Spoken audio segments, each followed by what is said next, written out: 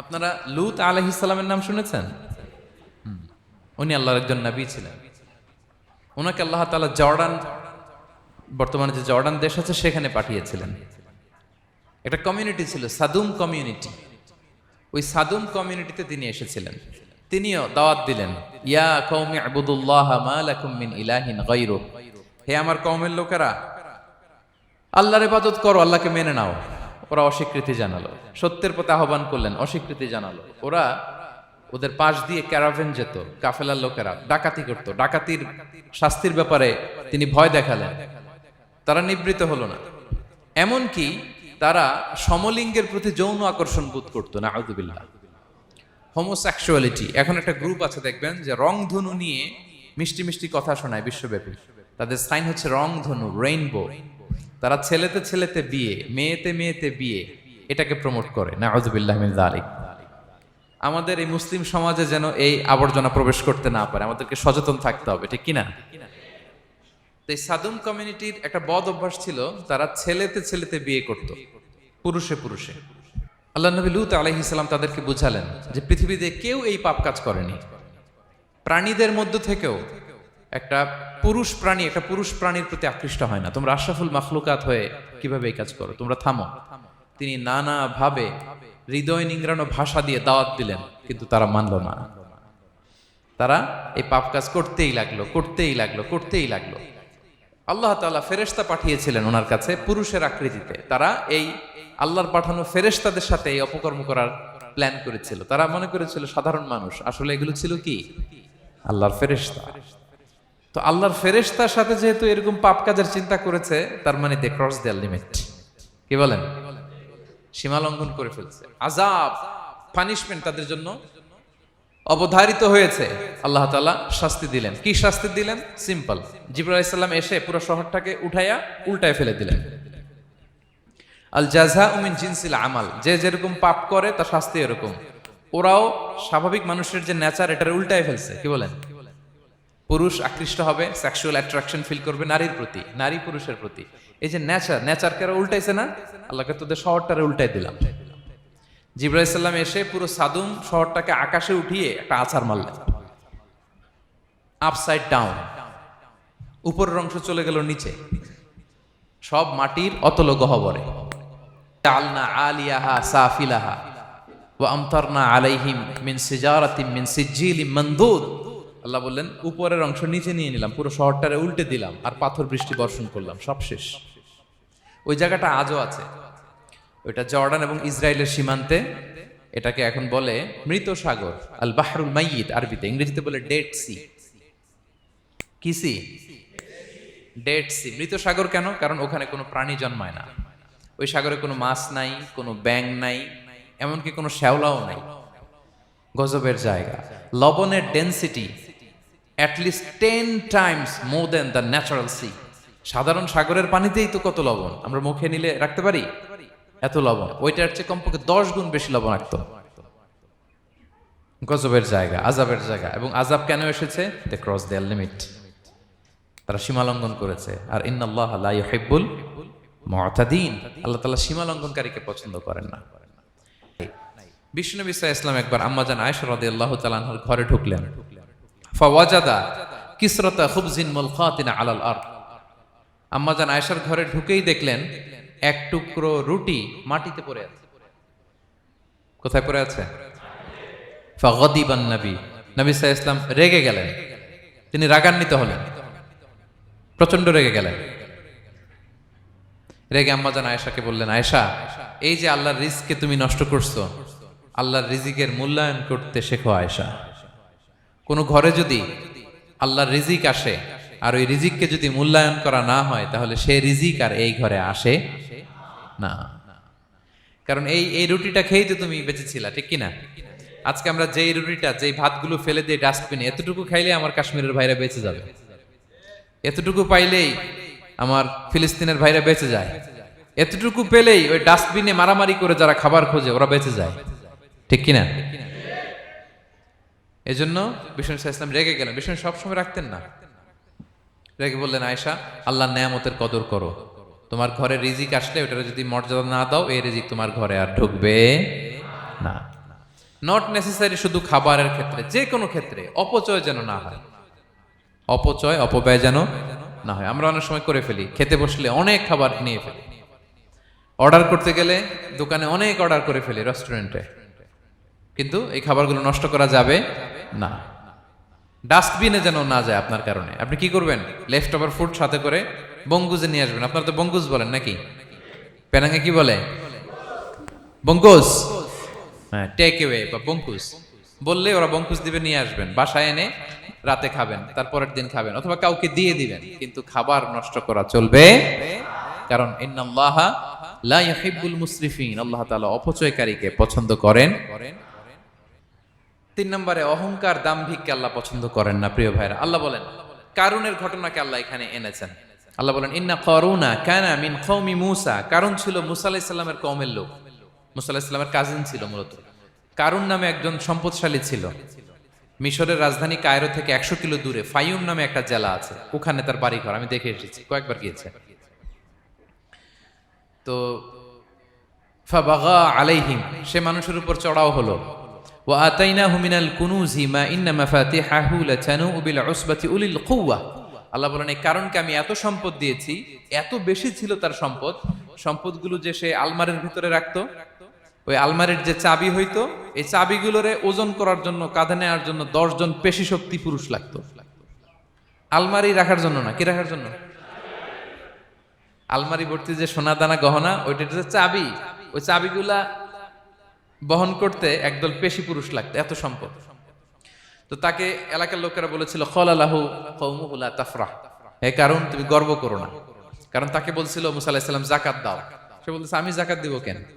এই সম্পদ তো আমার, ইন্নামা উতিতুহু আলা ইলমিন ইনদি, আমি আমার বুদ্ধি খাটায় এই সম্পদ কামাইছি, আমার সম্পদ আমি খাবো, আমি যাকাত দিব কেন? আল্লাহ বলেন ইন্নাল্লাহা লা ইউহিব্বুল ফারিহিন, কারণ তুমি অহংকার করলে আমি আল্লাহ অহংকারকে বরদাস্ত করি না, অহংকারীদেরকে আমি আল্লাহ পছন্দ করি না। আমি অহংকারকে পছন্দ করি না, অহংকারকে আল্লাহ তাআলা পছন্দ করেন না। কি হয়েছিল কারণের নসিবে? আল্লাহ বলেন ফাখাসাফনা বিহি ওয়া বিদারিহিল আরদ ফামা কানা লাহু মিন ফিআতি ইয়ানসুরুনাহু মিন দুনিল্লাহ ওয়া মা কানা মিনাল মুনতাসিরিন। আল্লাহ বলেন সে যখন অহংকার দেখালো, আমি কারুনকে আর কারুনের সব সম্পদ মাটির ভেতরে দাবিয়ে দিলাম, মুহূর্তেই দাবিয়ে দিলাম। সহিহ বুখারীতে এসেছে ইয়াতাজালজালু ফিল আরদ, প্রতিদিন 1 বিঘত করে কারুন জমিনের ভিতরে যেতেই থাকবে, যেতেই থাকবে, যেতেই থাকবে কিয়ামত। গোটা বিশ্ব তার কাছে ঠেকা, তিনি কারো কাছে ঠেকা না, ঠিক কিনা? গোটা বিশ্ব তাদের সার্ভাইভালের জন্য তার প্রতি মুখ থুবড়ে পড়ে থাকে, তিনি কারোর জন্য বসে থাকা লাগে। অহংকার সাজে তার। আর এই আল্লাহর অহংকারের চাদর ধরে যে টান দেয়, আল্লাহ বলে ওরে আমি জাহান্নামে ফেলবো, আর তাদেরকে আমি পছন্দ করি না। আল্লাহ তাআলা অহংকারীদেরকে পছন্দ করেন না। তাহলে অহংকারকেও আমরা না বলে দিব, নো বলবো, নো। আওয়াজ করে বলেন নো। শুধু মুখে মুখে নো নাকি অন্তর থেকে? এই তো আজকের দিওয়ান কুলিয়ার বাইরে ফেলে দিছি আমরা অহংকার। কি বলেন পেনাঙ্গের ভাইরা? আর অহংকার করব? আপনি বিনয়ী হন। মান তাওয়াদা তারাফা, বিষ্ণু বলেন যে নিচু হয় আল্লাহ ওর টাইনা উঁচু করে। আপনি বিনয়ী হবেন, আল্লাহ আপনার উঁচু করবে। আর আপনি উঠতে চাবেন, 1 থাপ্পড় মেরে জমিনে আল্লাহ মিশাই দিবে। এজন্য বড়ত্ব, দাম্ভিকতা এটা আল্লাহর পোশাক, আমরা যেন তার পোশাক ধরে টান না দেই। এই পয়েন্টটা কি সবার কাছে ক্লিয়ার? আচ্ছা, কয়টা গেল? একটা তুফান, রাস্তায় টায়ার পাংচার হলে লাফ দিয়ে উঠি, ক্ষমতা আমার, আমার নাকি ক্ষমতার অহংকার। কি দুর্বল আমরা! হ্যাঁ, কুকুর আমাদেরকে কামড় দিলে আমরা কুকুরের কামড়ও দিতে পারি না, ঠিক কিনা? মশা যে কামড়ায়, এটা ধরতে না পারলে কিছু করতে পারি? কামড় মাইরা দিছে দৌড়। বল্লা পোকা আয়সা যদি কামড় দিয়ে দৌড় দিয়ে কিছু করতে পারেন? তো কিসের কিসের ক্ষমতা আপনার? এরপর আবার যদি 70-80 বছর হায়াত পাই, আবার আগের মতো যেখানে বসি ওইখানেই ডাইরেক্ট, আছে না নাই? বয়স যখন 80 হয়ে যায় আর থাকে শরীরের কন্ট্রোল, আবার যেখানে বসে ওইখানেই পেশাব পায়খানা। খাবার দিলে খাইতে পারি, পিঠটা বাঁকা হয়ে কুজু হয়ে গেছে, এর নাকি আবার অহংকার। সাজে অহংকার? সাজে? অহংকার সাজে একজনের, আওয়াজ করে বলতে হবে তিনি কে? কিয়ামত হয়ে যাবে। তাহলে খেয়ানতকারীকে আল্লাহ তাআলা পছন্দ করেন না, আমানতের খেয়ানতকে পছন্দ করেন না। আর আমানত এটা ব্যাপক বিষয়, আমার জ্ঞান, আমার ক্ষমতা, আমার পরিচিতি, আমার সন্তান, আমার স্ত্রী, সবকিছু আমানত, এবং এগুলোর ব্যাপারে আল্লাহ তাআলা আমাদেরকে জিজ্ঞেস করবেন। কয়টা গেল? তাহলে খেয়ানতকে আমরা নো বলে দিব, আওয়াজ করে বলেন নো। একটা সাথে আমাদের সম্পর্ক নেই। 6 নম্বরে হচ্ছে ফাসাদ সৃষ্টিকারী, বিশৃঙ্খলা সৃষ্টিকারী। সমাজে যারা বিশৃঙ্খলা সৃষ্টি করে তাদেরকে আল্লাহ পছন্দ করেন না। আল্লাহ বলেন ইন্নাল্লাহা লা ইউহিব্বুল মুফসিদিন, আল্লাহ তাআলা ফাসাদ সৃষ্টিকারীদেরকে কখনো পছন্দ করেন না। সমাজে নানাভাবে, সামাজিকভাবে ফাসাদ, রাজনৈতিকভাবে ফাসাদ, অর্থনৈতিকভাবে ফাসাদ, এই যত ফাসাদ বিশৃঙ্খলা আছে এগুলোর হোতা যারা, তাদেরকে আল্লাহ পছন্দ করে না। নানাভাবে দেখবেন যে সমাজে অনেকে ফাসাদ সৃষ্টি করে। আমাদের বাংলাদেশে কিছুদিন আগে কাঁচামরিচের দাম বেড়ে গেছে না? কেমনে বাড়লো? নিশ্চয়ই কেউ সিন্ডিকেট করছে, নিশ্চয়ই কেউ মজুদদারি করছে, নিশ্চয়ই এখানে কেউ ফাসাদ তৈরি করছে, ঠিক কিনা? প্রতিটি সেক্টরে আপনি খুঁজে দেখবেন ফাসাদ, হ্যাঁ, মারামারি, বিশৃঙ্খলা, ফাসাদ। এই কিছুদিন আগে এক নির্বাচনের প্রার্থীকে ধরে পিটাইছে, সবাই দেখলাম আমরা, তাই না? এটা ফাসাদ হয়েছে না? বিশৃঙ্খলা হয়েছে না? এই আপনি যদি ধরে ধরে বলেন, পরিবারে, সমাজে, রাষ্ট্রে, অর্থনীতিতে, বাজারে, প্রতিটি জায়গায় ফাসাদ আছে না নাই? আল্লাহ তাআলা বলেন ইন্নাল্লাহা লা ইউহিব্বুল মুফসিদিন, এই ফাসাদ সৃষ্টিকারীকে আল্লাহ তাআলা পছন্দ করে না। মদিনাতে এই যে টিকিটের দাম, সুন্দর কথা বলছেন, টিকিটের দাম বাড়ায় যারা দেয়, সেম গোস টু দেম, তাদেরও একই কথা, ফাসাদ সৃষ্টিকারী আর মুফসিদুন। এই যে আমাদের হাজিদের এত টাকা লাগে কেন? 50,000 টাকার টিকিট হয়ে গেছে কয় লাখ? 2 লাখ, কয় 1 লাখ? হজে যারা গেছে 1,95,000 টাকা করে পড়ছে একজনের টিকিট।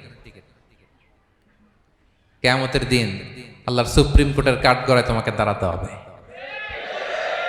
পাই টু পাই সেদিন হিসেব নিয়ে আল্লাহ তাআলা ছাড়বেন, ঠিক কিনা? সেদিন হবে আসল খেলা। এখন তো আমরা মাইক পেলেই বলি খেলা হবে, কিন্তু আসল খেলা কবে? লক্ষ লক্ষ কোটি মানুষের সামনে আল্লাহ তাআলা আপনার এই গোমর ফাঁস করে দিবেন, আল্লাহ তাআলা আপনাকে অপমানিত করে ছাড়বেন। তাই কোনো ফাসাদের সাথে, বিশৃঙ্খলার সাথে মুমিনের কোনো সম্পর্ক থাকতে পারে না। মদিনায় মুনাফিকেরা এই ফাসাদ তৈরি করত। যখন তাদেরকে বলা হতো তোমরা ফাসাদ করো কেন, ওয়া ইযা কিলা লাহুম লা তুফসিদু ফিল আরদ ক্বালু ইন্নামা নাহনু মুসলিহুন, তারা বলতো আরে ফাসাদ কি, আমরাই তো ভালো মানুষ, আমরাই তো ভালো মানুষ, আমরাই তো ভালো কাজ করি। আল্লাহ বলে না, আলা ইন্নাহুম হুমুল মুফসিদুনা ওয়ালাকিন লা ইয়াশউরুন, ওরাই ফাসাদ সৃষ্টিকারী, ওরাই ফাসাদ সৃষ্টিকারী, ওরাই সমাজে বিশৃঙ্খলা সৃষ্টিকারী। ওদের ভেতরে এক, বাইরে আরেক, তার নাম মুনাফিক, ঠিক কিনা? মুনাফিকের সহজ সংজ্ঞা কি জানেন? ভিতরে লালন করে একটা, অনুভূতি বা ভাবে একটা, কিন্তু মুখ দিয়ে বলে, তার মানে ভেতরে এক, বাইরে আরেক, তার নাম দুই মুখ সাপেরা। এদিকে যায় বলে আপনার লগে আছে, আপনি খুব ভালো, ওদিকে যায় বলে আরে না না, উনি কি, উনি তো খুব খারাপ মানুষ, আপনি অনেক সবচেয়ে ভালো, আমি আপনার সাথে আছি। এরকম ডাকাইতে আছে না নাই?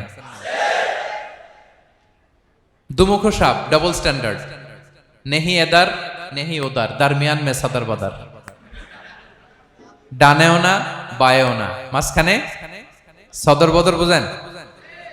দুই নৌকার মধ্যে 2 পা দিছিলেন কখনো? কয় দিছি? অবস্থা কি হয়েছিল তোমার বলো? হ্যাঁ, পয়রা গেছিল? পড়বে। 2 নৌকায় 2 পা দেওয়া যায় না, হয় এই পা এদিকে নিয়ে আসতে হবে, না ওদিকে চলে যেতে হবে। 2 পা দিলে এই উল্টায় পড়বে।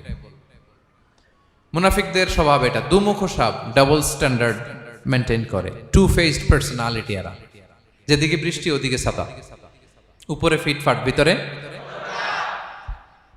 সদরঘাট।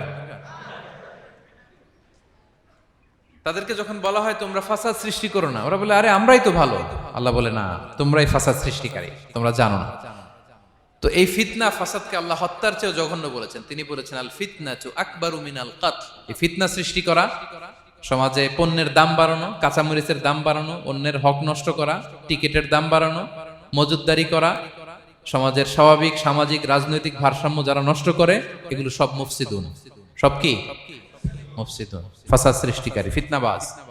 আকবারু মিনাল কাতাল, সমাজের স্বাভাবিক যে ধারা এই ফ্লোটাকে তারা নষ্ট করে। এবং ফাসাদের মাধ্যমে যদি কারো ক্ষতি করে, কাউকে কেউ হত্যা করে, সেজন্য গোটা বিশ্বের সবাইকে হত্যা করবে।